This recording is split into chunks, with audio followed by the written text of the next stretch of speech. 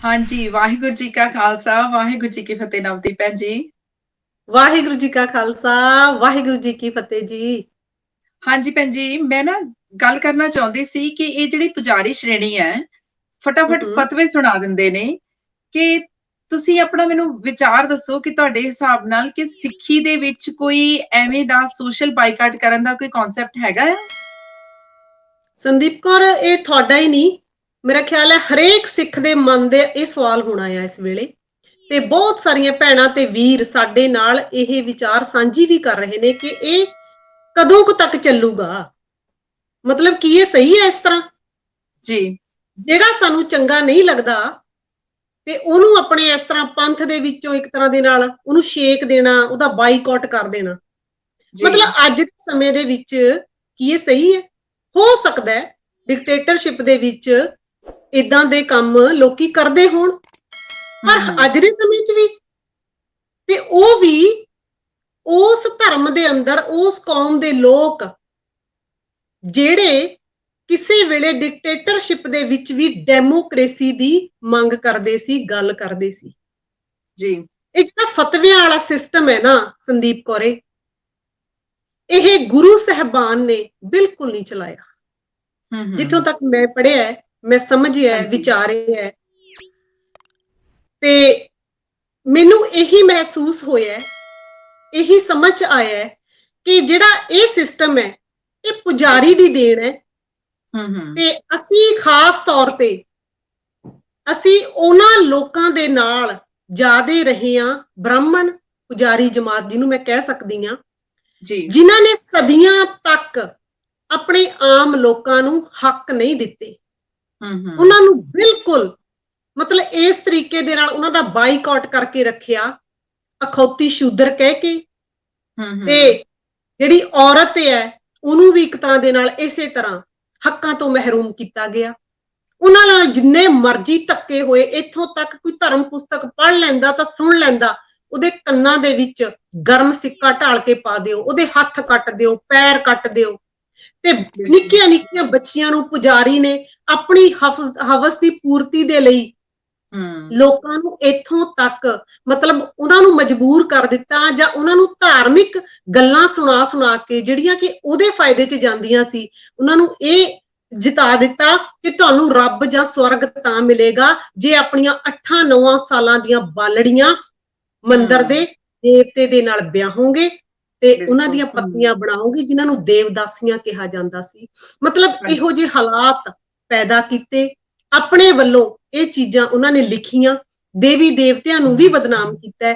ਉਹੀ ਤਰਜ਼ ਦੇ ਉੱਪਰ ਆ ਸਾਡੇ ਅਖੌਤੀ ਪੁਜਾਰੀ ਲਾਣੇ ਨੇ ਸਾਰਾ ਕੁਝ ਕਰਨਾ ਸ਼ੁਰੂ ਕਰ ਦਿੱਤਾ ਹੈ। ਗੁਰੂ ਨਾਨਕ ਸਾਹਿਬ ਨੇ ਤਾਂ ਸੰਦੀਪ ਕੌਰ 9 ਸਾਲ ਦੀ ਉਮਰ ਦੇ ਵਿੱਚ ਜਦੋਂ ਜਨੇਊ ਪਾਉਣ ਤੋਂ ਨਾ ਕੀਤੀ ਸੀ ਨਾ, ਉਸ ਵੇਲੇ ਖੁਦ ਮੁਖਤਿਆਰੀ ਦੀ ਸਾਨੂੰ ਗੱਲ ਸਿਖਾ ਦਿੱਤੀ ਸੀ। ਸਾਨੂੰ ਸਵਾਲ ਕਰਨ ਦੀ ਜਿਹੜੀ ਹਿੰਮਤ ਹੈ, ਜਿਹੜੀ ਦਲੇਰੀ ਹੈ, ਉਹ ਸਾਡੇ ਅੰਦਰ ਭਰ ਦਿੱਤੀ ਸੀ ਜੀ। ਪਰ ਉਹ 550 ਸਾਲ ਪਹਿਲਾਂ ਸਾਨੂੰ ਇਹ ਦਲੇਰੀ, ਇਹ ਸਵਾਲ ਕਰਨ ਦੀ ਜਿਹੜੀ ਹਿੰਮਤ ਹੈ ਉਹ ਦੇ ਰਹੇ ਨੇ।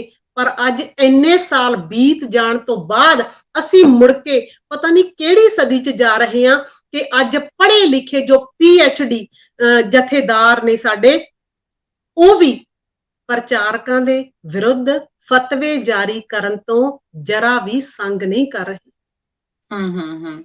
ਤੇ ਰਹਿਤ ਮਰਿਆਦਾ, ਜਿਹੜੀ ਸਿੱਖ ਰਹਿਤ ਮਰਿਆਦਾ ਆ, ਉਹਦੇ ਵਿੱਚ ਏਦਾਂ ਦਾ ਕੋਈ ਕਨਸੈਪਟ ਹੈਗਾ ਐਡ ਕੀਤਾ ਹੋਇਆ? ਬਿਲਕੁਲ ਨਹੀਂ ਜੀ, ਕਿਤੇ ਵੀ ਨਹੀਂ ਏਦਾਂ ਕਿ ਕਿਸੇ ਨੂੰ ਛੇਕਿਆ ਜਾ ਸਕਦਾ ਹੈ ਜਾਂ ਕਿਸੇ ਨਾਲ ਰੋਟੀ ਬੇਟੀ ਦੀ ਸਾਂਝ ਹੈ ਜਿਹੜੀ ਉਹ ਤੋੜੀ ਜਾ ਸਕਦੀ ਹੈ। ਮਤਲਬ ਸਾਡੇ ਤਾਂ ਕੋਈ ਏਦਾਂ ਦਾ ਕਨਸੈਪਟ ਹੀ ਹੈ ਨਹੀਂ। ਜਦੋਂ ਜੀ ਕੀਤਾ, ਜਿਹੜੀ ਕਾਬਜ਼ ਧਿਰ ਆ ਉਹ ਕੁਝ ਰਾਜਨੀਤਿਕ ਤੇ ਇਹੋ ਜਿਹੇ ਜਿਹੜੇ ਗਰੋਹ ਨੇ ਜਿਹੜੇ ਬਿਲਕੁਲ ਵੀ ਸਮਾਜ ਦਾ ਭਲਾ ਨਹੀਂ ਚਾਹੁੰਦੇ, ਤੇ ਉਹਨਾਂ ਦੇ ਨਾਲ ਇਹ ਧਾਰਮਿਕ ਲਾਣਾ ਹੈ ਜਿਹੜਾ, ਉਹਨਾਂ ਦਾ ਜਦੋਂ ਗੱਠਜੋੜ ਹੋ ਜਾਵੇ ਤੇ ਉਹਨਾਂ ਦੇ ਨਾਪਾਕ ਇਰਾਦਿਆਂ ਦੇ ਵਿੱਚੋਂ ਜਿਹੜੇ ਸੁਹਿਰਦ ਸਿੱਖ ਨੇ ਉਹਨਾਂ ਨੂੰ ਫਿਰ ਛੇਕਿਆ ਜਾਂਦਾ ਹੈ। ਬੜੇ ਲੰਬੇ ਸਮੇਂ ਤੋਂ ਇਹ ਸਾਰਾ ਕੁਝ ਚੱਲਦਾ ਆ ਰਿਹਾ ਹੈ ਤੇ ਇੱਥੋਂ ਤੱਕ ਇਹੋ ਜਿਹੇ ਪੁਜਾਰੀਆਂ ਨੇ ਤਾਂ ਕਦੀ ਅਰੂੜ ਸਿੰਘ ਦੇ ਰੂਪ ਦੇ ਵਿੱਚ ਜਨਰਲ ਡਾਇਰ, ਜੋ ਜਲਿਆਂਵਾਲੇ ਬਾਗ ਦੇ ਖੂਨੀ ਸਾਕੇ ਦਾ ਜ਼ਿੰਮੇਵਾਰ ਸੀ, ਉਹਨੂੰ ਵੀ ਸਿਰੋਂ ਪਾਉ ਦੇ ਕੇ ਸਨਮਾਨਿਤ ਕੀਤਾ ਸੀ। ਤੇ ਪੰਥ ਦਰਦੀ ਗਿਆਨੀ ਗੁਰਮੁਖ ਸਿੰਘ ਤੇ ਗਿਆਨੀ ਦਿੱਤ ਸਿੰਘ ਨੂੰ ਇਹਨਾਂ ਨੇ ਛੇਕਣ ਦਾ ਮਹਾਪਾਪ ਕੀਤਾ ਸੀ। ਇੱਕ ਇਨਸਾਨ ਦਾ ਜਦੋਂ ਸਮਾਜਿਕ ਤੌਰ ਤੇ ਬਾਈਕਾਟ ਕਰ ਦਿੱਤਾ ਜਾਂਦਾ ਹੈ ਨਾ, ਤਾਂ ਉਹਨੂੰ ਹੀ ਪਤਾ ਹੈ ਕਿ ਉਹਦੇ ਨਾਲ ਤੇ ਉਹਦੇ ਪਰਿਵਾਰ ਦੇ ਨਾਲ ਫਿਰ ਕੀ ਬੀਤਦੀ ਹੈ। ਮਤਲਬ ਉਹਨੂੰ ਇੱਕ ਤਰ੍ਹਾਂ ਦੇ ਨਾਲ ਮਾਰ ਦਿੱਤਾ ਜਾਂਦਾ ਹੈ, ਉਹ ਨਾ ਮਰਿਆਂ 'ਚ ਨਾ ਜਿਉਂਦਿਆਂ 'ਚ। ਅੱਜ ਤੱਕ ਇਹ ਪਤਾ ਨਹੀਂ ਕਿੰਨੇ ਕੁ ਲੋਕਾਂ ਦੇ ਨਾਲ ਇਹ ਕਰ ਚੁੱਕੇ ਨੇ, ਤੇ ਅੱਗੋਂ ਵੀ ਇਹੀ ਚਾਹੁੰਦੇ ਨੇ ਕਿ ਸਾਡਾ ਦਬਦਬਾ ਬਣਿਆ ਰਹੇ, ਅਸੀਂ ਇਸੇ ਤਰ੍ਹਾਂ ਕਰਦੇ ਜਾਈਏ। ਹਾਂਜੀ, so just adding on to that ਕਿ ਜਿਹੜਾ ਛੇਕਣ ਵਾਲਾ ਸੀਗਾ ਘੱਗਾ ਜੀ, ਅੰਕਲ ਜੀ ਨੇ, ਬਾਪੂ ਜੀ ਨੇ ਤੇ ਆਪਣੇ ਪਿੰਡੇ ਤੇ ਹੰਡਾਇਆ ਹੋਇਆ ਸੀ। ਤੁਸੀਂ ਮਤਲਬ ਇਮੀਡੀਏਟ ਫੈਮਿਲੀ ਮੈਂਬਰਸ ਦੇ ਵਿੱਚੋਂ ਤੁਸੀਂ ਮਤਲਬ ਕਿਹੜੀਆਂ ਚੀਜ਼ਾਂ ਸੀ ਜਿਹੜੀਆਂ ਤੁਹਾਨੂੰ ਫੇਸ ਕਰਨੀਆਂ ਪਈਆਂ, ਤੇ ਇਮੋਸ਼ਨਲੀ, ਸੋਸ਼ਲੀ, ਫਿਜ਼ੀਕਲੀ ਮਤਲਬ ਕੀ ਤੁਹਾਨੂੰ ਫੇਸ ਕਰਨਾ ਪਿਆ, ਤੇ ਤੁਹਾਨੂੰ ਕੀ ਲੱਗਦਾ ਮਤਲਬ ਹੁਣ ਤੱਕ ਉਹ ਸਾਰੇ ਕੁਝ ਵਿੱਚੋਂ ਬਾਹਰ ਨਿਕਲ ਕੇ ਆ ਚੁੱਕੇ ਹੋ, ਜਾਂ ਅਜੇ ਤੱਕ ਵੀ ਉਹ ਦਬਦਬਾ ਬਣਿਆ ਹੋਇਆ ਆ? ਬਿਲਕੁਲ, ਮੈਨੂੰ ਬਹੁਤ ਮਾਣ ਆ ਕਿ ਮੈਂ ਸਤਿਕਾਰਯੋਗ ਬਾਪੂ ਜੀ ਇੰਦਰ ਸਿੰਘ ਘੱਗਾ ਜੀ ਦੀ ਬੇਟੀ ਆ। ਪਰ ਕਿਉਂਕਿ ਬਾਪੂ ਜੀ ਵੀ ਹਮੇਸ਼ਾ ਗੁਰੂ ਨਾਨਕ ਸਾਹਿਬ ਜੀ ਦੀ ਵਿਚਾਰਧਾਰਾ ਤੇ ਪਹਿਰਾ ਦੇਣ ਵਾਲੇ ਨੇ, ਉਹ ਇਕੱਲੇ ਹੀ ਸੀ ਪਰ ਆਪਣੇ ਆਪ ਦੇ ਵਿੱਚ, ਜਿਵੇਂ ਕਹਿ ਰਹੇ ਹੋ ਕਿ ਇਕੱਲਿਆਂ ਨੇ ਆਪਣਾ ਕਾਫਲਾ ਬਣਾਇਆ, ਇੱਕ ਸੰਸਥਾ ਦੇ ਰੂਪ ਦੇ ਵਿੱਚ ਵਿਚਰੇ ਨੇ। ਉਹਨਾਂ ਦੇ ਮਨ ਦੇ ਅੰਦਰ ਵੀ ਹਮੇਸ਼ਾ ਗੁਰਬਾਣੀ ਪੜ੍ਹ ਕੇ ਇਹੀ ਸਵਾਲ ਪੈਦਾ ਹੁੰਦੇ ਸੀ ਕਿ ਜੋ ਸੁਸਾਇਟੀ ਦੇ ਵਿੱਚ ਸਾਡੇ ਹੋ ਰਿਹਾ ਹੈ, ਗੁਰਬਾਣੀ ਤਾਂ ਇਹ ਕੁਝ ਕਹਿ ਹੀ ਨਹੀਂ ਰਹੀ। ਜਿਵੇਂ ਸਤਿਕਾਰਯੋਗ ਭਾਈ ਰਣਜੀਤ ਸਿੰਘ ਜੀ ਕਹਿ ਰਹੇ ਨੇ ਕਿ ਇਹ ਜੋ ਸਿੱਖੀ ਦਿਸ ਰਹੀ ਹੈ, ਇਹ ਗੁਰੂ ਨਾਨਕ ਪਾਤਸ਼ਾਹ ਦੀ ਸਿੱਖੀ ਥੋੜਾ ਹੈ, ਇਹ ਤਾਂ ਸੂਰਜ ਪ੍ਰਕਾਸ਼ ਦੀ ਸਿੱਖੀ ਹੈ ਜੀ। ਇਸੇ ਤਰ੍ਹਾਂ ਸਤਿਕਾਰਯੋਗ ਬਾਪੂ ਜੀ ਦੇ ਮਨ ਦੇ ਵਿੱਚ ਸਵਾਲ ਹੁੰਦੇ ਸੀ, ਤੇ ਉਹਨਾਂ ਨੇ ਥਾਂ ਥਾਂ ਜਾ ਕੇ ਇਹਨਾਂ ਜਥੇਬੰਦੀਆਂ ਨੂੰ, ਸੰਪਰਦਾਵਾਂ ਨੂੰ, ਜਥੇਦਾਰਾਂ ਨੂੰ ਉਹਨਾਂ ਨੇ ਸਵਾਲ ਕਰਨੇ ਵੀ ਸ਼ੁਰੂ ਕੀਤੇ। ਲਿਖ ਚਿੱਠੀਆਂ ਪਾਈਆਂ, ਅਖਬਾਰਾਂ ਰਾਹੀਂ ਆਪਣੇ ਬਿਆਨ ਲਿਖੇ, ਪਰ ਹਰੇਕ ਥਾਂ ਤੋਂ ਉਹਨਾਂ ਨੂੰ ਚੁੱਪ ਕਰਾਇਆ ਜਾਂਦਾ ਸੀ, ਜਾਂ ਉਹਨਾਂ ਦੀ ਗੱਲ ਨੂੰ ਜਵਾਬ ਨਹੀਂ ਸੀ ਦਿੱਤਾ ਜਾਂਦਾ, ਜਾਂ ਧੱਕੇ ਮਾਰੇ ਜਾਂਦੇ ਸੀ, ਅਪਮਾਨਿਤ ਕੀਤਾ ਜਾਂਦਾ ਸੀ।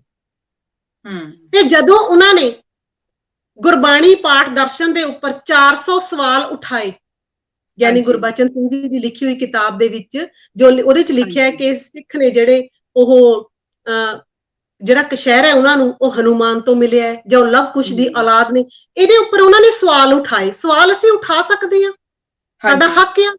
ਉਹਨਾਂ ਦੇ ਜਵਾਬ ਨਹੀਂ ਦਿੱਤੇ ਗਏ, ਬਲਕਿ ਜਥੇਦਾਰਾਂ ਤੋਂ ਇਹ ਫਤਵਾ ਜਾਰੀ ਕਰਾ ਦਿੱਤਾ ਗਿਆ ਕਿ ਇਸ ਇਨਸਾਨ ਨੂੰ ਕੋਈ ਆਪਣੇ ਘਰ ਨਾ ਸੱਦੇ, ਮਤਲਬ ਸਾਰੀਆਂ ਸਟੇਜਾਂ ਤੋਂ ਇਹਦੇ ਤੇ ਪਾਬੰਦੀ ਲਗਾਈ ਜਾਵੇ, ਤੇ ਇਹਨੂੰ ਨਾ ਪੜ੍ਹਿਆ ਜਾਵੇ, ਨਾ ਇਹਦੇ ਨਾਲ ਵਰਤਿਆ ਜਾਵੇ, ਇਹਦੀਆਂ ਕਿਤਾਬਾਂ, ਇਹਦਾ ਸਾਰਾ ਕੁਝ ਦਾ ਬਾਈਕਾਟ ਕੀਤਾ ਜਾਵੇ। ਜੇ ਫਿਰ ਵੀ ਕਿਤੇ ਸਟੇਜ ਤੇ ਆਉਂਦਾ ਤਾਂ ਇਹਨੂੰ ਸਟੇਜ ਤੋਂ ਥੱਲੇ ਲਾ ਦਿੱਤਾ ਜਾਵੇ। ਮਤਲਬ ਇਸ ਤਰੀਕੇ ਦੇ ਨਾਲ ਇਹਨਾਂ ਨੇ ਸਮਾਜਿਕ ਬਾਈਕਾਟ ਕੀਤਾ ਬਾਪੂ ਜੀ ਘੱਗਾ ਜੀ ਦਾ, ਤੇ ਉਹਨਾਂ ਦੇ ਨਾਲ ਅਸੀਂ ਵੀ ਤਾਂ ਸ਼ਾਮਲ ਸੀਗੇ, ਪੂਰਾ ਪਰਿਵਾਰ।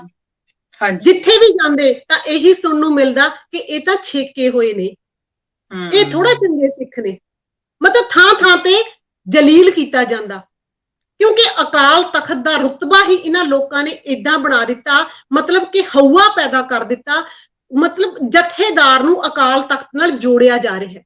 ਅਕਾਲ ਤਖਤ ਅਲੱਗ ਆ, ਪਰ ਜਿਹੜਾ ਜਥੇਦਾਰ ਉੱਥੇ ਬਹਿੰਦਾ ਹੈ ਨਾ, ਉਹ ਜਰ ਖਰੀਦ ਭਾਵੇਂ ਗੁਲਾਮ ਵੀ ਹੋਵੇ ਕਿਸੇ ਰਾਜਸੀ ਸ਼੍ਰੇਣੀ ਦਾ, ਪਰ ਉਹ ਆਪਣੇ ਆਪ ਨੂੰ ਇਸ ਤਰ੍ਹਾਂ ਮਹਿਸੂਸ ਕਰਦਾ ਕਿ ਮੈਂ ਹੁਣ ਸ਼ਾਇਦ ਗੁਰੂ ਹਰਗੋਬਿੰਦ ਪਾਤਸ਼ਾਹ ਦੀ ਥਾਂ ਤੇ ਬੈਠਾ, ਤੇ ਤੁਸੀਂ ਮੇਰੇ ਨਾਲ ਜੇ ਮੇਰੀ ਕਿਸੇ ਗੱਲ ਦਾ ਜਵਾਬ ਨਹੀਂ ਦਿਓਗੇ, ਜਾਂ ਸਮਝੋ ਮੇਰੇ ਨਾਲ ਮੱਥਾ ਲਾ ਲਿਆ ਤੇ ਮੇਰੇ ਕੋਲ ਮਾਫੀ ਮੰਗਣ ਨਹੀਂ ਆਏ, ਜਿਹੜੀ ਭਾਵੇਂ ਕੋਈ ਗਲਤੀ ਕੀਤੀ ਵੀ ਨਾ ਹੋਵੇ, ਤਾਂ ਤੁਸੀਂ ਗੁਰੂ ਹਰਗੋਬਿੰਦ ਸਾਹਿਬ ਨਾਲ ਮੱਥਾ ਲਾ ਲਿਆ। ਮਤਲਬ ਲੋਕਾਂ 'ਚ ਇਹ ਪ੍ਰਚਾਰਿਆ ਜਾਂਦਾ ਸੀ, ਤੇ ਇਸੇ ਕਰਕੇ ਜਿਹਨੂੰ ਅਕਾਲ ਤਖਤ ਵੱਲੋਂ, ਮਤਲਬ ਇਸ ਪੁਜਾਰੀ ਲਾਣੇ ਵੱਲੋਂ ਛੇਕਿਆ ਗਿਆ, ਉਹਦੇ ਨਾਲ ਫਿਰ ਜਿਹੜਾ ਸਲੂਕ ਹੈ ਲੋਕਾਂ ਦਾ, ਜੋ ਉਹਨਾਂ ਦਾ ਵਰਤਾਵਾ ਸੀ, ਉਹ ਬਿਲਕੁਲ ਬਦਲ ਜਾਂਦਾ ਰਿਹਾ।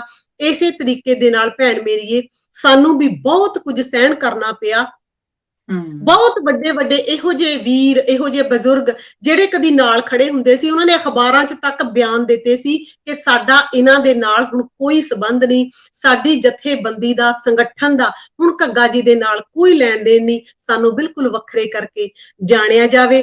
ਤੇ ਜਾਂ ਫਿਰ ਜੋ ਉਹਨਾਂ ਦੀ ਘੱਗਾ ਜੀ ਦੀ ਸੋਚ ਹੈ, ਬਈ ਅਸੀਂ ਉਹਦੇ ਨਾਲ ਸਹਿਮਤ ਨਹੀਂ ਆ। ਮਤਲਬ ਇੰਨੇ ਡਰ ਗਏ ਸੀ ਲੋਕ, ਜਿਹੜੇ ਆਪਣੇ ਆਪ ਨੂੰ ਸਿੱਖ ਖਵਾਉਂਦੇ ਸੀ, ਜਿਹੜੇ ਸਟੇਜਾਂ ਤੇ ਕਹਾਣੀਆਂ ਸੁਣਾਉਂਦੇ ਨੇ ਕਿ ਸਿੱਖ ਦੇ ਤਾਂ ਬੰਦ-ਬੰਦ ਵੀ ਕੱਟੇ ਜਾਣ, ਉਹ ਪਰਵਾਹ ਨਹੀਂ ਕਰਦਾ, ਉਹਦੀ ਤਾਂ ਗਰਦਨ ਵੀ ਲੈ ਜਾਏ, ਉਹ ਸੱਚ ਬੋਲਦਾ ਹੈ। ਪਰ ਜਦੋਂ ਏਦਾਂ ਦੀ ਕੋਈ ਆਪਣੇ ਹੀ ਭਰਾ ਦੇ ਉੱਪਰ ਭੀੜ ਪਵੇ, ਉਹਦੇ ਨਾਲ ਖੜਨ ਦੀ ਜਦੋਂ ਜ਼ਰੂਰਤ ਹੋਣੀ ਚਾਹੀਦੀ ਹੈ, ਤੇ ਉਹ ਬਿਲਕੁਲ ਕਿਨਾਰਾ ਕਰ ਜਾਂਦੇ ਨੇ। ਮੈਂ ਖੁਦ ਵੀ ਆਪਣੀ ਫੇਸਬੁੱਕ ਤੇ ਵੀ ਲਿਖਿਆ ਸੀ ਕਿ ਇੱਥੇ ਇੰਗਲੈਂਡ ਦੇ ਵਿੱਚ ਵੀ ਗੁਰਦੁਆਰਿਆਂ ਦੇ ਵਿੱਚ ਬਹੁਤ ਸਾਰੇ, ਜਿੱਦਾਂ ਕਈ ਕੀਰਤਨੀ ਜਥੇ, ਕਈ ਰਾਗੀ ਜਥੇ, ਜਾਂ ਆਪਣੇ ਢਾਡੀ ਜਾਂ ਪ੍ਰਚਾਰਕ ਆਉਂਦੇ ਰਹਿੰਦੇ ਨੇ, ਕਈ ਪਹਿਲਾਂ ਜਾਣਦੇ ਹੁੰਦੇ ਨੇ, ਪਰ ਉਹਨਾਂ ਨੇ ਲੁਕ ਕੇ ਸਾਰਿਆਂ ਤੋਂ ਤਾਂ ਫਤਿਹ ਬੁਲਾ ਲੈਣੀ ਹੈ, ਪਰ ਜਦੋਂ ਕਦੀ ਸਾਹਮਣੇ ਪ੍ਰਬੰਧਕ ਕਮੇਟੀ ਦੇ ਉਹਨਾਂ ਨੂੰ ਕਿਤੇ ਗੱਲ ਕਰਨੀ ਪੈ ਜਾਏ, ਜਾਂ ਬਾਈ ਚਾਂਸ ਕਿਤੇ ਮੈਂ ਹੀ ਹਾਲ ਚਾਲ ਪੁੱਛ ਲਵਾਂ, ਤਾਂ ਉਹਨਾਂ ਨੂੰ ਹੱਥਾਂ ਪੈਰਾਂ ਦੀ ਪੈ ਜਾਂਦੀ ਹੈ ਕਿ ਹੁਣ ਸਾਡੀਆਂ ਜਿਹੜੇ ਵੀਕਾਂ ਨੇ ਨਾ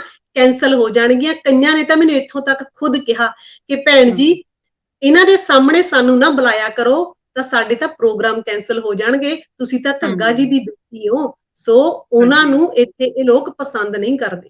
ਸੋ ਆਹ ਹਾਲਤ ਹੈ ਜੀ। ਸੋ ਓਵਰ ਦਾ ਈਅਰਸ, ਮਤਲਬ ਹੁਣ ਇੰਨੇ ਸਾਲਾਂ ਤੋਂ ਦੇਖਿਆ ਜਾਵੇ, ਜਿਵੇਂ ਤੁਸੀਂ ਕਹਿੰਦੇ ਸੀ ਸ਼ਰੇਆਮ ਲੋਕ ਬਿਆਨ ਦੇ ਰਹੇ ਸੀਗੇ, ਨਿਊਜ਼ਪੇਪਰਸ ਦੇ ਵਿੱਚ ਵੀ ਉਹਨਾਂ ਨੇ ਕਿਹਾ, ਜਿਹੜੇ ਕਲੋਜ਼ ਵਾਲੇ ਵੀ ਸੀਗੇ ਉਹਨਾਂ ਨੇ ਵੀ ਕਿਹਾ ਕਿ ਸਾਡਾ ਨਹੀਂ ਲੈਣਾ ਦੇਣਾ, ਡਰ ਗਏ ਸੀ ਜਾਂ ਦਬਾਅ ਹੇਠ ਆ ਗਏ ਸੀਗੇ, ਜੋ ਵੀ ਕਹਿ ਲਓ। ਤੁਹਾਨੂੰ ਲੱਗਦਾ ਕਿ ਓਵਰ ਦਾ ਈਅਰਸ ਇਹ ਸਾਰਾ ਕੁਝ ਚੇਂਜ ਹੋਇਆ ਆ? ਜੇ ਹੁਣ ਅਸੀਂ ਦੇਖੀਏ ਕਿ ਜੇ ਭਾਈ ਸਾਹਿਬ ਨੂੰ ਉਹਨਾਂ ਦਾ ਫਤਵਾ ਜਾਰੀ ਕੀਤਾ ਹੈਗਾ ਆ, ਭਾਈ, ਯੂ ਥਿੰਕ ਉਹੀ ਰਿਐਕਸ਼ਨ ਹੈਗਾ ਲੋਕਾਂ ਦਾ, ਜਾਂ ਲੋਕਾਂ ਵਿੱਚ ਹੁਣ ਅਵੇਅਰਨੈਸ ਆਈ ਹੈਗੀ ਆ ਤੇ ਲੋਕ ਮਤਲਬ ਸਟੈਂਡ ਲੈ ਰਹੇ ਨੇ, ਆਪਣੇ ਆਪ ਅਵੇਅਰ ਹੋ ਰਹੇ ਨੇ ਕਿ ਇਹ ਉਹਨਾਂ ਨੂੰ ਮਤਲਬ ਸਹੀ ਗਲਤ ਦਾ ਮਤਲਬ ਦੇਖ ਪਾ ਰਹੇ ਨੇ ਲੋਕ? ਸੰਦੀਪ ਕੌਰ, ਬਹੁਤ ਫਰਕ ਪਿਆ ਪਹਿਲਾਂ ਨਾਲੋਂ, ਤੇ ਸਾਨੂੰ ਬੜੀ ਖੁਸ਼ੀ ਹੈ ਇਸ ਚੀਜ਼ ਦੀ। ਘੱਗਾ ਜੀ ਖੁਦ ਬੜੇ ਇਸ ਚੀਜ਼ ਲਈ ਹੈਪੀ ਨੇ, ਖੁਸ਼ ਨੇ ਕਿ ਸਮਾਂ ਬਦਲਿਆ, ਕਿਉਂਕਿ ਹੁਣ ਇੰਟਰਨੈਟ ਦਾ ਯੁੱਗ ਹੈ, ਮੀਡੀਆ ਦਾ ਯੁੱਗ ਹੈ।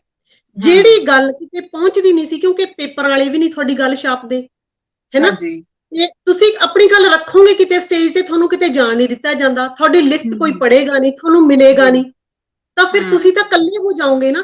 ਸੋ ਪੁਰਾਣੇ ਜਿਹੜੇ ਸਾਡੇ ਬਜ਼ੁਰਗ ਨੇ, ਭਾਵੇਂ ਕਾਲਾ ਅਫਗਾਨਾ ਜੀ ਤੇ ਜਾਂ ਘੱਗਾ ਜੀ ਜਾਂ ਹੋਰ ਜਿੰਨੇ ਵੀ ਹੋਏ, ਉਹਨਾਂ ਨਾਲ ਇਹਨਾਂ ਨੇ ਕੋਸ਼ਿਸ਼ ਕਰਕੇ ਉਹਨਾਂ ਦੇ ਨਾਲ ਇਦਾਂ ਦੇ ਹਾਲਾਤ ਪੈਦਾ ਕੀਤੇ। ਪਰ ਹੁਣ ਕਿਉਂਕਿ ਸੋਸ਼ਲ ਮੀਡੀਆ ਦਾ ਯੁੱਗ ਆ, ਸਾਡੀ ਗੱਲ ਇਸ ਤਰੀਕੇ ਨਾਲ ਦੇਖੋ, ਹੁਣ ਅਸੀਂ ਆਪੋ ਆਪਣੇ ਘਰਾਂ ਦੇ ਵਿੱਚ ਬਹਿ ਕੇ ਦੁਨੀਆ ਤੱਕ ਆਪਣੀ ਗੱਲ ਪਹੁੰਚਾ ਰਹੇ ਹਾਂ, ਤੇ ਇਹਦੇ ਜ਼ਰੀਏ ਤੇ ਇਸ ਤਰੀਕੇ ਦੇ ਨਾਲ ਹਰ ਨੌਜਵਾਨ, ਸਾਡੇ ਹਰ ਬਜ਼ੁਰਗ, ਹਰ ਮਾਤਾ ਤੇ ਭੈਣ ਤੱਕ ਇਹ ਗੱਲਾਂ ਪਹੁੰਚ ਰਹੀਆਂ ਨੇ। ਉਹਨਾਂ ਨੂੰ ਅਹਿਸਾਸ ਹੋ ਰਿਹਾ ਹੈ ਕਿ ਗਲਤ ਕੀ ਹੈ ਤੇ ਠੀਕ ਕੀ ਹੈ। ਭਾਈ ਰਣਜੀਤ ਸਿੰਘ ਦੇ ਵਿਰੁੱਧ ਜਦੋਂ ਇਹਨਾਂ ਨੇ ਫਤਵਾ ਜਾਰੀ ਕੀਤਾ, ਤਾਂ ਉਹਨਾਂ ਦੀਆਂ ਜੋ ਧੜਾ-ਧੜ ਇੰਟਰਵਿਊਆਂ ਆਈਆਂ ਨੇ, ਤੇ ਉਹਨਾਂ ਦੇ ਵਿੱਚ ਉਹ ਕਿਵੇਂ ਮਤਲਬ ਸਮਾਈਲ ਦੇ ਕੇ, ਖੁਸ਼ ਹੋ ਕੇ, ਚੜ੍ਹਦੀ ਕਲਾ ਦੇ ਨਾਲ ਤੇ ਉਹ ਗੱਲ ਕਰ ਰਹੇ ਨੇ, ਤਾਂ ਇਹਦਾ ਪਤਾ ਲੱਗਦਾ ਸਾਰਿਆਂ ਨੂੰ ਕਿ ਅਸੀਂ ਡਰਨ ਵਾਲੇ ਨਹੀਂ। ਇਸ ਤਰ੍ਹਾਂ ਦਬਾਉਣਾ ਜਿਹੜਾ, ਇਹ ਗੁਰੂ ਨਾਨਕ ਸਾਹਿਬ ਦੀ ਵਿਚਾਰਧਾਰਾ ਨਹੀਂ। ਅਸੀਂ ਲੋਕਾਂ ਦੀਆਂ ਅੱਖਾਂ ਖੋਲਣੀਆਂ ਨੇ, ਉਹਨਾਂ ਨੂੰ ਦੱਸਣਾ ਕਿ ਪੁਜਾਰੀ ਸਿਸਟਮ ਹੈ ਜਿਹੜਾ, ਤੇ ਇਹ ਸਾਡੇ ਵਿੱਚੋਂ ਨਹੀਂ ਆਇਆ, ਇਹ ਮਨੂਵਾਦ ਦੇ ਵਿੱਚੋਂ ਆਇਆ ਹੈ। ਗੁਰਬਾਣੀ ਦੇ ਵਿੱਚ ਇਹੋ ਜਿਹਾ ਕੋਈ ਕਨਸੈਪਟ ਨਹੀਂ ਹੈਗਾ, ਤੇ ਅਸੀਂ ਇਹਨੂੰ ਸਵੀਕਾਰ ਨਹੀਂ ਕਰਦੇ। ਬਿਲਕੁਲ ਬਿਲਕੁਲ, ਹਾਂਜੀ। ਤੇ ਹੁਣ ਜਿਹੜੀ ਯੰਗ ਜਨਰੇਸ਼ਨ ਹੈਗੀ ਹੈ, ਜਿਹੜੇ ਹੁਣ ਮਤਲਬ ਇੱਕ ਤੇ ਹੈਗੇ ਨਾ, ਮਤਲਬ ਕਿ ਉਹ ਜਿਹੜੇ ਜਾਂ ਤਾਂ ਇੰਡੀਆ ਤੋਂ ਆਏ ਨੇ, ਜਾਂ ਫਿਰ ਜਿਹੜੀ ਇੱਥੇ ਦੀ ਵੀ ਜਾਂ ਇੰਡੀਆ ਦੀ ਜਨਰੇਸ਼ਨ ਹੈਗੀ ਹੈ, ਕਾਫੀ ਅਵੇਅਰ ਨੇ ਇਹਨਾਂ ਚੀਜ਼ਾਂ ਵਾਸਤੇ, ਤੇ ਉਹ ਬਿਲਕੁਲ ਨਹੀਂ ਮੰਨਦੇ ਹੈਗੇ ਕਿ ਏਦਾਂ ਦਾ ਕਨਸੈਪਟ ਨਹੀਂ ਹੈਗਾ। ਜਾਂ ਹੁਣ ਜਿਵੇਂ ਤੁਸੀਂ ਵੀ ਕਲੀਅਰ ਕਰ ਦਿੱਤਾ ਕਿ ਸਿੱਖੀ ਵਿੱਚ ਤਾਂ ਛੇਕਣ ਵਾਲਾ ਜਾਂ ਫਤਵੇ ਜਾਰੀ ਕਰਨ ਵਾਲਾ ਜਾਂ ਸੋਸ਼ਲ ਬਾਈਕਾਟ ਕਰਨ ਵਾਲਾ ਕੋਈ ਮਤਲਬ ਕਨਸੈਪਟ ਹੈ ਹੀ ਨਹੀਂ ਹੈ, ਤੇ ਫਿਰ ਵੀ ਮਤਲਬ ਉਹਨਾਂ ਕੋਲੇ ਰਾਈਟਸ ਕਿਵੇਂ ਨੇ? ਤੁਹਾਡਾ ਸਵਾਲ ਬਿਲਕੁਲ ਵਾਜਿਬ ਹੈ। ਉਹਨਾਂ ਨੇ ਕਿ ਇਹੋ ਜਿਹੀ ਰੱਖੜੀ ਕਰ ਲਈ, ਤੇ ਉਹਦੇ ਅੰਡਰ ਉਹਨਾਂ ਨੇ ਇਹੋ ਜਿਹਾ ਇੱਕ ਸਿਸਟਮ ਬਣਾ ਲਿਆ, ਜਿਹਦੇ ਤਹਿਤ ਜਿਵੇਂ ਉਹ 5 ਗ੍ਰੰਥੀ ਕਿਤੋਂ ਵੀ ਫੜ ਕੇ ਏਦਾਂ ਉਹ ਇਕੱਠੇ ਕਰ ਲੈਂਦੇ ਨੇ, ਤੇ ਵੈਸੇ ਤਾਂ ਤਖਤ ਇੱਕੋ ਹੀ ਬਹੁਤ ਹੋਇਆ ਕਰਦਾ, ਪਰ ਇਹਨਾਂ ਨੇ 5 ਬਣਾ ਲਏ। ਤੇ ਉਹਨਾਂ ਦੇ ਅੰਡਰ ਫਿਰ ਬਹੁਤ ਸਾਰੇ ਹੈੱਡ ਗ੍ਰੰਥੀ, ਜੋ ਹਰੇਕ ਆਪਣੇ ਆਪ ਨੂੰ ਸਿੰਘ ਸਾਹਿਬ ਅਖਬਾ ਰਿਹਾ ਹੈ, ਤੇ ਬਹੁਤ ਕੁਝ।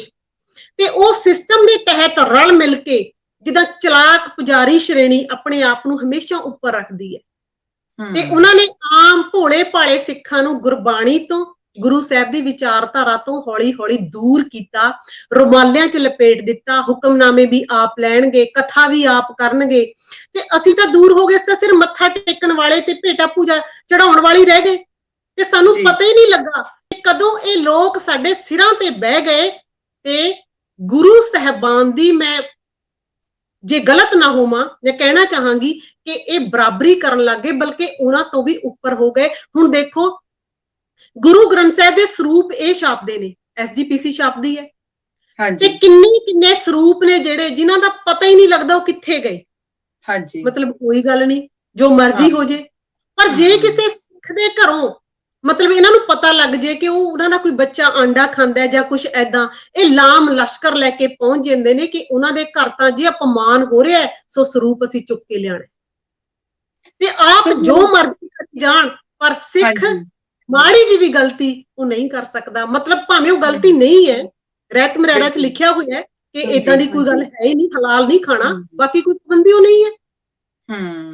ਸੋ ਮਤਲਬ ਇਹ ਸਾਡੇ ਆਪਣੇ ਤੇ ਵੀ ਹੈ ਨਾ, ਇਹ ਸਾਡੇ ਆਪਣੇ ਤੇ ਆ ਰਿਹਾ ਕਿ ਸਾਨੂੰ ਆਪਣੇ ਆਪ ਅਵੇਅਰ ਹੋਣਾ ਪਏਗਾ, ਨਹੀਂ ਤੇ ਇੱਕ ਧਿਰ ਜਿਹੜੀ ਹੈ ਜਾਂ ਇਹ ਤੇ ਲਗਾ ਲਓ ਜੀ, ਮਤਲਬ ਉਹ ਹਾਵੀ ਹੋ ਰਹੇ ਨੇ, ਸਾਨੂੰ ਵੀ ਸਟੈਂਡ ਲੈਣਾ ਪਏਗਾ ਇਸ ਚੀਜ਼ ਦੇ ਲਈ, ਆਪਣੇ ਲਈ ਖੜੇ ਹੋਣਾ ਪਏਗਾ, ਆਪਣੇ ਆਪ ਲਈ, ਤੇ ਆਪਣੇ ਆਪ ਨੂੰ ਡਿਵੈਲਪ ਕਰਕੇ ਤੇ ਆਪਣੀ ਯੰਗ ਜਨਰੇਸ਼ਨ ਨੂੰ ਅਵੇਅਰ ਕਰਕੇ। ਵੈਲ, ਯੰਗ ਬੱਚੇ ਤੇ ਵੈਸੇ ਹੀ ਕਾਫੀ ਅਵੇਅਰ ਹੈਗੇ ਨੇ, ਉਹਨਾਂ ਨੂੰ ਤੁਸੀਂ ਇੰਨੀ ਜਲਦੀ ਨਹੀਂ ਮਗਰ ਲਗਾ ਸਕਦੇ, ਪਰ ਹਾਂ ਫਿਰ ਵੀ ਕੁਝ ਹੈਗੇ ਨੇ ਮਤਲਬ ਜਿਹੜੇ ਜਿਨ੍ਹਾਂ ਦੀ ਅਪਬ੍ਰਿੰਗਿੰਗ ਦੇ ਵਿੱਚ ਫੀਡ ਹੋਈਆਂ ਨੇ ਚੀਜ਼ਾਂ। ਸੋ ਇਹ ਸਾਡੇ ਤੇ ਹੈ ਕਿ ਹੁਣ ਅਸੀਂ ਜਿਹੜੀ ਜਨਰੇਸ਼ਨ ਹੈ, ਜਿਹੜੇ ਸਿਟੀਜ਼ਨਸ ਨੇ, ਉਹਨਾਂ ਨੂੰ ਅੱਗੇ ਕਿਵੇਂ ਦੀ ਸਿੱਖੀ ਦੇਣੀ ਹੈਗੀ ਆ, ਨਹੀਂ ਤੇ ਜੇ ਆਈ ਕੁਝ ਚੱਲ ਰਿਹਾ ਤੇ ਫਿਰ ਦੂਰ ਹੋ ਜਾਣਗੇ ਹਨਾ ਬੱਚੇ।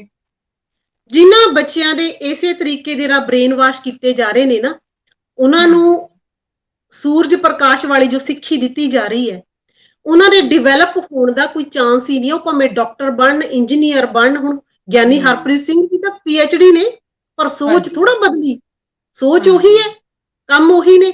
ਸੋ ਉਹ ਲੋਕ ਤਾਂ ਬਾਹਰਲੇ ਦੇਸਾਂ 'ਚ ਵੀ ਮਤਲਬ ਜਿਹੜਾ ਸੱਚ ਬੋਲਣ ਦੀ ਜ਼ਰੂਰਤ ਕਰਦਾ ਪ੍ਰਚਾਰਕ, ਜਾਂ ਜਿਹੜਾ ਚੰਗੀ ਗੱਲ ਕਰਦਾ, ਉਹਦੇ ਉੱਪਰ ਹਮਲੇ ਕਰਨ ਦੇ ਵਿੱਚ ਸਭ ਤੋਂ ਮੋਹਰੇ ਨੇ, ਪੱਗਾਂ ਲਾਉਣ 'ਚ, ਦਾੜੀਆਂ ਪੱਟਣ 'ਚ ਸਭ ਤੋਂ ਅੱਗੇ ਨੇ।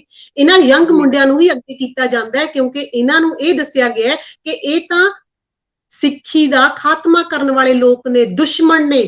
ਸੋ ਇਹ ਤਾਂ ਗੁਰੂ ਗੋਬਿੰਦ ਸਿੰਘ ਦਾ ਅਪਮਾਨ ਕਰਦੇ ਨੇ। ਮਤਲਬ ਇਸ ਤਰੀਕੇ ਉਹਨਾਂ ਨੂੰ ਪੱਟੀ ਪੜਾਈ ਜਾਂਦੀ ਹੈ ਤੇ ਉਹਨਾਂ ਦਾ ਖੂਨ ਖੌਲਦਾ, ਕੁਝ ਵੀ ਕਰਨ ਲਈ ਤਿਆਰ ਹੋ ਜਾਂਦੇ ਨੇ। ਬਾਅਦ ਦੇ ਵਿੱਚ ਭਾਵੇਂ ਜੋ ਮਰਜ਼ੀ ਨਤੀਜੇ ਭੁਗਤਣੇ ਪੈਣ, ਪਰ ਆ ਸੋਸ਼ਲ ਮੀਡੀਆ ਸਾਡੇ ਕੋਲ, ਮੇਰੇ ਵੀਰੋ, ਮੇਰੀਓ ਭੈਣੋ, ਇੱਕੋ ਇੱਕ ਅਜਿਹਾ ਪਲੇਟਫਾਰਮ ਹੈ ਜਿਹਦੇ ਤੋਂ ਅਸੀਂ ਆਪਣੀ ਆਵਾਜ਼ ਦੁਨੀਆ ਤੱਕ ਪਹੁੰਚਾ ਸਕਦੇ ਹਾਂ। ਅਸੀਂ ਦੱਸ ਸਕਦੇ ਹਾਂ ਕਿ ਸੱਚ ਕੀ ਹੈ, ਝੂਠ ਕੀ ਹੈ, ਤੇ ਅਸੀਂ ਵਧੀਆ ਪ੍ਰਚਾਰਕਾਂ ਦਾ, ਸਾਡੇ ਵੀਰਾਂ ਦਾ, ਸਿਆਣੇ ਬਜ਼ੁਰਗਾਂ ਦਾ ਅਸੀਂ ਸਾਥ ਦਈਏ, ਜਿਹੜੇ ਆਪਣੇ ਨਿੱਜੀ ਹਿੱਤਾਂ ਤੋਂ ਉੱਪਰ ਉੱਠ ਕੇ ਕੌਮੀ ਤੌਰ ਤੇ ਸੋਚ ਨੇ, ਸਾਡੇ ਸਾਰਿਆਂ ਦੇ ਲਈ ਕੋਈ ਰਾਹ ਜਿਹੜਾ ਹੈ ਉਹ ਪੱਧਰਾ ਕਰਨ ਦੀ ਸੋਚ ਰੱਖਦੇ ਨੇ। ਹਾਂਜੀ, ਬਿਲਕੁਲ ਜੀ, ਸਹੀ ਗੱਲ ਹੈ। ਤੇ ਇਹ ਹੁਣ ਸਾਡੇ ਆਪਣੇ ਤੇ ਹੀ ਹੈ ਕਿ ਅਸੀਂ ਮਤਲਬ ਕਿੱਦਾਂ ਦਾ ਰਸਤਾ ਚੁਣਨਾ ਚਾਹੁੰਦੇ ਹਾਂ। ਮਤਲਬ ਜੇ ਜਿਹੜੀਆਂ ਗੱਲਾਂ ਦੇ ਨਾਲ ਸਾਡੀ ਸੋਸ਼ਲ ਲਾਈਫ, ਜਿਹੜੀ ਸਾਡੇ ਸਮਾਜ ਨੂੰ, ਸਾਡੀ ਸੁਸਾਇਟੀ ਨੂੰ ਕੋਈ ਫਾਇਦਾ ਨਹੀਂ ਹੋ ਰਿਹਾ, ਜਿੰਨੀਆਂ ਵੀ ਮਤਲਬ ਰਿਚੁਅਲਸ ਹੈਗੀਆਂ ਨੇ, ਉਹ ਛੱਡ ਕੇ ਨੈਕਸਟ ਸਟੈਪ ਤੇ ਮੂਵ ਹੋਣਾ ਪਏਗਾ, ਨਹੀਂ ਤਾਂ ਅਸੀਂ ਬਹੁਤ ਪਿੱਛੇ ਰਹਿ ਜਾਵਾਂਗੇ। ਬਿਲਕੁਲ, ਤੁਸੀਂ ਸਹੀ ਕਹਿ ਰਹੇ ਹੋ। ਦੇਖੋ, ਮੈਂ ਖਾਸ ਤੌਰ ਤੇ ਭੈਣਾਂ ਨੂੰ ਇਹ ਬੇਨਤੀ ਕਰਾਂਗੀ ਕਿ ਸਾਨੂੰ ਵੀ ਇਸ ਪੁਜਾਰੀ ਸ਼੍ਰੇਣੀ ਨੇ ਕਦੇ ਆਜ਼ਾਦੀ ਨਹੀਂ ਦਿੱਤੀ। ਧਾਰਮਿਕ ਤੌਰ ਤੇ ਜਿੰਨਾ ਵੀ ਇਹ ਸਾਨੂੰ ਪਿੱਛੇ ਧੱਕ ਸਕਦੇ ਸੀ, ਉਨਾ ਧੱਕਿਆ। ਮਨੂ ਸਿਮਰਤੀ ਦੇ ਮੁਤਾਬਕ ਔਰਤ ਤੇ ਪਸ਼ੂ ਦੇ ਵਿੱਚ, ਸ਼ੂਦਰ 'ਚ ਕੋਈ ਫਰਕ ਨਹੀਂ। ਇਸੇ ਤਰੀਕੇ ਇਹਨਾਂ ਨੇ ਕੀਤਾ। ਇੱਥੋਂ ਤੱਕ ਕਿੰਨੇ ਸਮੇਂ ਤੋਂ ਬੀਬੀਆਂ ਨੇ ਜਿਹੜੀਆਂ ਨਾ ਕੋਈ ਤਖਤਾਂ ਦੀਆਂ ਜਥੇਦਾਰ ਬਣ ਸਕਦੀਆਂ ਨੇ, ਜਦੋਂ ਦੇ ਵੀ ਤਖਤ ਬਣਾਏ ਨੇ ਇਹਨਾਂ ਨੇ, ਤੇ ਨਾ ਕਦੇ ਕੋਈ ਹੈੱਡ ਗ੍ਰੰਥੀ, ਹੈੱਡ ਗਿਆਨੀ ਬਣ ਸਕਦੀਆਂ ਨੇ, ਨਾ ਉਹ ਪੰਜਾਂ ਪੈਰਾਂ ਦੀ ਸੇਵਾ 'ਚ ਸ਼ਾਮਲ ਹੋ ਸਕਦੀਆਂ ਨੇ। ਇੱਥੋਂ ਤੱਕ ਜਿਹੜਾ ਉੱਥੇ ਮਹਾਰਾਜ ਦਾ ਜੋ ਸੁਖ ਆਸਣ ਹੈ ਜਾਂ ਪ੍ਰਕਾਸ਼ ਹੁੰਦਾ ਦਰਬਾਰ ਸਾਹਿਬ, ਉਹਦੀ ਸੇਵਾ 'ਚ ਵੀ ਸ਼ਾਮਲ ਨਹੀਂ ਹੋ ਸਕਦੀਆਂ। ਉੱਥੇ ਕੀਰਤਨ ਤੱਕ ਨਹੀਂ ਕਰ ਸਕਦੀਆਂ। ਮਤਲਬ ਸਾਰੇ ਹੱਕ ਉਹਨਾਂ ਤੋਂ ਖੋਹ ਲਏ ਗਏ ਨੇ। ਬੇਸ਼ੱਕ ਇਹ ਸਾਰਾ ਸਿਸਟਮ ਪੁਜਾਰੀ ਦਾ ਬਣਾਇਆ ਹੈ, ਗੁਰੂ ਸਾਹਿਬਾਨ ਦਾ ਇਹਨਾਂ ਨਾਲ ਕੋਈ ਲੈਣਾ ਦੇਣਾ ਨਹੀਂ। ਗੁਰੂ ਸਾਹਿਬ ਨੇ ਸਾਨੂੰ ਬਿਲਕੁਲ ਬਰਾਬਰ ਰਾਈਟਸ ਦਿੱਤੇ ਨੇ। ਉਹਨਾਂ ਲਈ ਸਾਡੇ 'ਚ ਤੇ ਮਰਦਾਂ ਦੇ ਵਿੱਚ, ਮਤਲਬ ਬੀਬੀਆਂ ਤੇ ਮਰਦਾਂ 'ਚ ਕੋਈ ਫਰਕ ਨਹੀਂ ਹੈ, ਪਰ ਇਹਨਾਂ ਨੇ ਉਹ ਫਰਕ ਪਾਇਆ ਹੋਇਆ। ਇਹ ਪੁੱਤਰਾਂ ਦੀਆਂ ਅਰਦਾਸਾਂ ਕਰਦੇ ਨੇ। ਬਾਬਾ ਬੁੱਢਾ ਜੀ ਨੂੰ ਵੀ ਪੁੱਤਰ ਦੇਣ ਵਾਲੀ ਮਸ਼ੀਨ ਬਣਾ ਦਿੱਤਾ ਹੈ, ਤੇ ਅਸੀਂ ਚੁੱਪ ਕਰਕੇ ਫਿਰ ਵੀ ਇਹੋ ਜਿਹੇ ਲੋਕਾਂ ਦੇ ਚਰਨ ਧੋ ਪਿੰਨੀਆਂ, ਹਲੇ ਵੀ ਅਸੀਂ ਇਹਨਾਂ ਦੇ ਅੱਗੇ ਪੈਸਿਆਂ ਦੀਆਂ, ਰੁਪਈਆਂ, ਡਾਲਰਾਂ, ਪੌਂਡਾਂ ਦੀਆਂ ਢੇਰੀਆਂ ਲਗਾਉਂਦੇ ਆ, ਤੇ ਸਾਨੂੰ ਸੋਚਣਾ ਪਏਗਾ ਕਿ ਜਿਹੜੇ ਲੋਕ ਸਾਨੂੰ ਬਰਾਬਰ ਦਾ ਇਨਸਾਨ ਮੰਨਣ ਤੱਕ ਤਿਆਰ ਨਹੀਂ ਹੈਗੇ, ਤੇ ਉਹਨਾਂ ਦੇ ਨਾਲ ਅਸੀਂ ਆਪਣਾ ਇਹੋ ਜਿਹਾ ਜਿਹੜਾ ਸੰਬੰਧ ਹੈ ਉਹ ਕਿਉਂ ਰੱਖੀਏ, ਕਿਉਂ ਆਪਣੇ ਘਰ-ਬਾਰ ਲੁਟਾਈਏ। ਤੇ ਇੱਕ ਮੈਂ ਹੋਰ ਗੱਲ ਕਵਾਂਗੀ, ਪਿੱਛੇ ਜੇ ਨਾ ਸ਼ਾਇਦ ਲਾਸਟ ਈਅਰ ਤੇ ਇੱਕ ਇਹ ਗੱਲ ਆਈ ਸੀਗੀ ਕਿ ਬੀਬੀਆਂ ਨੂੰ ਨਾ ਦਰਬਾਰ ਸਾਹਿਬ ਦੇ ਵਿੱਚ ਕੀਰਤਨ ਕਰਨ ਦੇਣਾ ਚਾਹੀਦਾ ਹੈ। ਪਰ ਪੰਜਾਬ ਸਰਕਾਰ ਵੱਲੋਂ ਸ਼ਾਇਦ ਅਸੈਂਬਲੀ 'ਚ ਇਹ ਗੱਲ ਉਠਾਈ ਸੀਗੀ ਕਿ ਉਹਨਾਂ ਕੋਲ ਬਰਾਬਰ ਰਾਈਟਸ ਨੇ। ਹਰੇਕ ਜਿਹੜੀ ਕੰਟਰੀ ਹੈ ਉਹਦੇ ਸੰਵਿਧਾਨ 'ਚ ਬੀਬੀਆਂ ਨੂੰ ਬਰਾਬਰ ਦੇ ਹੱਕ ਨੇ, ਤਾਂ ਭਾਈ ਧਾਰਮਿਕ ਤੌਰ ਤੇ ਤੁਸੀਂ ਕਿਵੇਂ ਏਦਾਂ ਪੱਖਪਾਤ ਕਰ ਸਕਦੇ ਹੋ। ਤੇ ਇਹਦੇ ਨਾਲ ਕੀ ਹੋਇਆ, ਬਹੁਤ ਕੋਈ ਇਹੋ ਜਿਹੇ ਜਿਹੜੇ ਆਪਣੇ ਆਪ ਨੂੰ ਸਿੱਖ ਕਹਾਉਂਦੇ ਲੋਕ ਨੇ, ਉਹਨਾਂ ਨੇ ਆਪਣੀਆਂ ਸੋਸ਼ਲ ਮੀਡੀਆ ਤੇ ਜਿਹੜੀਆਂ ਵੀਡੀਓਜ਼ ਨੇ ਉਹ ਪਾਈਆਂ, ਅਪਲੋਡ ਕੀਤੀਆਂ, ਇੰਨਾ ਅਪਮਾਨ ਕਰਕੇ ਕਿ ਮੈਂ ਹੈਰਾਨ ਰਹਿ ਗਈ ਕਿ ਇਹ ਗੁਰੂ ਨਾਨਕ ਸਾਹਿਬ ਦੇ ਵਾਰਸ ਨੇ। ਉਹ ਕਹਿ ਰਹੇ ਸੀ ਕਿ ਬੀਬੀਆਂ ਰਾਗੀਆਂ ਦੇ ਸਾਹਮਣੇ ਬਹਿ ਕੇ ਉਹਨਾਂ ਨਾਲ ਅੱਖ ਮਟੱਕਾ ਕਰਦੀਆਂ ਨੇ। ਮਤਲਬ ਇਹੋ ਜਿਹਾ ਕਿਰਦਾਰ ਉਹਨਾਂ ਨੇ ਬੀਬੀਆਂ ਦਾ ਬਣਾਇਆ ਕਿ ਇਹਨਾਂ ਤੋਂ ਤੁਸੀਂ ਕੀ ਆਸ ਰੱਖ ਸਕਦੇ ਹੋ ਕਿ ਅਸੀਂ ਕੀਰਤਨ ਕਰਨ ਲਾਈਏ। ਇਹ ਤਾਂ ਸਾਹਮਣੇ ਬਹਿ ਕੇ ਵੀ ਨਹੀਂ ਹਟਦੀਆਂ, ਸਾਨੂੰ ਤਾਂ ਰਾਗੀਆਂ ਨੇ ਦੱਸਿਆ। ਮਤਲਬ ਦੇਖੋ ਤੁਸੀਂ, ਸ਼ਰੇਆਮ ਆਪਣੀ ਕੌਮ ਦੀਆਂ ਜਿਹੜੀਆਂ ਵਾਰਸ ਪੈਦਾ ਕਰਨ ਵਾਲੀਆਂ, ਜਿਨ੍ਹਾਂ ਦੇ ਨਾਲ ਗੁਰੂ ਸਾਹਿਬ ਨੇ ਇੰਨਾ ਪਿਆਰ ਸਤਿਕਾਰ ਕੀਤਾ ਹੈ, ਮਾਣ ਦਿੱਤਾ ਹੈ, ਤੇ ਉਹਨਾਂ ਨੂੰ ਇਹ ਇਸ ਤਰੀਕੇ ਦੇ ਨਾਲ ਮਤਲਬ ਘਟੀਆ ਸ਼੍ਰੇਣੀ ਦੇ ਦਰਸਾਉਂਦਿਆਂ ਵੀ ਇਹਨਾਂ ਨੂੰ ਸ਼ਰਮ ਨਹੀਂ ਆਉਂਦੀ। ਸੋ ਤੁਸੀਂ ਦੱਸੋ, ਕਦੀ ਕਿਸੇ ਜਥੇਦਾਰ ਨੇ, ਪੁਜਾਰੀ ਨੇ ਅਜਿਹੇ ਲੋਕਾਂ ਦੇ ਵਿਰੁੱਧ ਕੋਈ ਫਤਵੇ ਜਾਰੀ ਕੀਤੇ? ਮਾਈ ਭਾਗ ਕੌਰ ਨੂੰ ਸ਼ਰੇਆਮ ਗੁਰੂ ਗੋਬਿੰਦ ਸਿੰਘ ਜੀ ਨਾਲ ਨੰਗੀ ਕਰਕੇ ਤੋਰਨ ਵਾਲੇ ਸੂਰਜ ਪ੍ਰਕਾਸ਼ ਦੇ ਵਿਰੁੱਧ ਕੋਈ ਫਤਵਾ ਜਾਰੀ ਕੀਤਾ? ਹੁਣ ਬੰਗਲਾ ਸਾਹਿਬ ਦਿੱਲੀ ਦੇ ਵਿੱਚ ਸ਼ਰੇਆਮ ਦਸਮ ਗ੍ਰੰਥ ਦੀ ਕਥਾ ਹੋ ਰਹੀ ਹੈ, ਉਹਦੇ ਉੱਪਰ ਵਾਦ ਵਿਵਾਦ ਆ, ਆਪਾਂ ਸਾਰੇ ਜਾਣਦੇ ਆ। ਗੁਰੂ ਗ੍ਰੰਥ ਸਾਹਿਬ ਜੀ ਦਾ ਪ੍ਰਕਾਸ਼ ਦਿਹਾੜਾ ਹੋਵੇ ਤੇ ਕਥਾ ਦਸਮ ਗ੍ਰੰਥ ਦੀ ਹੋਵੇ, ਪਰ ਫਿਰ ਵੀ ਕੋਈ ਫਤਵਾ ਜਾਰੀ ਨਹੀਂ ਹੁੰਦਾ, ਕੋਈ ਹੁਕਮ ਜਾਰੀ ਨਹੀਂ ਹੁੰਦਾ। ਪਰ ਜਿਹੜਾ ਕੋਈ ਇਹਨਾਂ ਗੱਲਾਂ ਤੇ ਸਵਾਲ ਉਠਾਉਣ ਦੀ ਹਿੰਮਤ ਕਰਦਾ ਹੈ, ਉਹਦੇ ਲਈ ਝਟਪਟ ਕਮੇਟੀ ਵੀ ਬਣ ਜਾਂਦੀ ਹੈ ਤੇ ਉਹਨੂੰ ਇਹ ਆਪਣੇ ਪੰਥ ਦੇ ਵਿੱਚੋਂ ਛੇਕ ਵੀ ਦਿੰਦੇ ਨੇ। ਸੋ ਮੇਰੀਓ ਭੈਣੋ, ਮੇਰੇ ਵੀਰੋ, ਆਪਾਂ ਨੂੰ ਜਾਗਣਾ ਪੈਣਾ ਹੈ, ਇਸ ਨਿਜ਼ਾਮ ਨੂੰ ਸਮਝਣਾ ਪੈਣਾ ਹੈ ਕਿ ਇਹ ਗੁਰੂ ਸਾਹਿਬ ਦਾ ਬਣਾਇਆ ਬਿਲਕੁਲ ਨਹੀਂ ਹੈ ਤੇ ਸਾਡਾ ਇਹਦੇ ਨਾਲ ਕੋਈ ਵੀ ਲੈਣਾ ਦੇਣਾ ਨਹੀਂ। ਤੇ ਜੇ ਕੋਈ ਏਦਾਂ ਬਾਈਕਾਟ ਕਰਦਾ ਵੀ ਹੈ ਤਾਂ ਅਸੀਂ ਉਸ ਬਾਈਕਾਟ ਨੂੰ ਸਵੀਕਾਰ ਹੀ ਨਹੀਂ ਕਰਨਾ, ਤੇ ਅਸੀਂ ਉਹਨਾਂ ਗੁਰਸਿੱਖਾਂ ਦਾ, ਉਹਨਾਂ ਦਾ ਸਾਥ ਦੇਣਾ ਹੈ ਤਾਂ ਜੋ ਅਸੀਂ ਆਪਣੇ ਆਉਣ ਵਾਲੀ ਜਿਹੜੀ ਪੀੜ੍ਹੀ ਹੈ ਉਹਦਾ ਰਾਹ ਪੱਧਰਾ ਕਰ ਸਕੀਏ, ਉਹਨਾਂ ਨੂੰ ਆਜ਼ਾਦੀ ਦੇ ਨਾਲ ਸਿਰ ਉਠਾ ਕੇ ਜੀਣ ਦੀ ਜਿਹੜੀ ਹਿੰਮਤ ਹੈ ਉਹਨਾਂ 'ਚ ਪੈਦਾ ਕਰ ਸਕੀਏ। ਆਜ਼ਾਦ ਫਿਜ਼ਾ ਦੇ ਵਿੱਚ ਉਹ ਸਾਹ ਲੈ ਸਕਣ ਤੇ ਘੁੱਟ-ਘੁੱਟ ਕੇ ਨਾ ਜਿਉਣ। ਗੁਰੂ ਸਾਹਿਬ ਇਹੋ ਹੀ ਚਾਹੁੰਦੇ ਸੀ, ਬਰਾਬਰ ਦੇ ਹੱਕ ਹਰ ਇਨਸਾਨ ਨੂੰ ਦੇਣਾ ਚਾਹੁੰਦੇ ਸੀ, ਤੇ ਪਰ ਇਹਨਾਂ ਨੇ ਉਹ ਸਾਰੇ ਰਸਤੇ ਬੰਦ ਕਰਕੇ ਸਾਨੂੰ ਆਪਣੇ ਕਬਜ਼ੇ ਵਿੱਚ ਕਰਨ ਦਾ ਜਿਹੜਾ ਕੰਮ ਆ ਉਹ ਕੀਤਾ ਹੈ, ਹਮੇਸ਼ਾ ਕੀਤਾ ਹੈ, ਹੁਣ ਵੀ ਕਰ ਰਹੇ।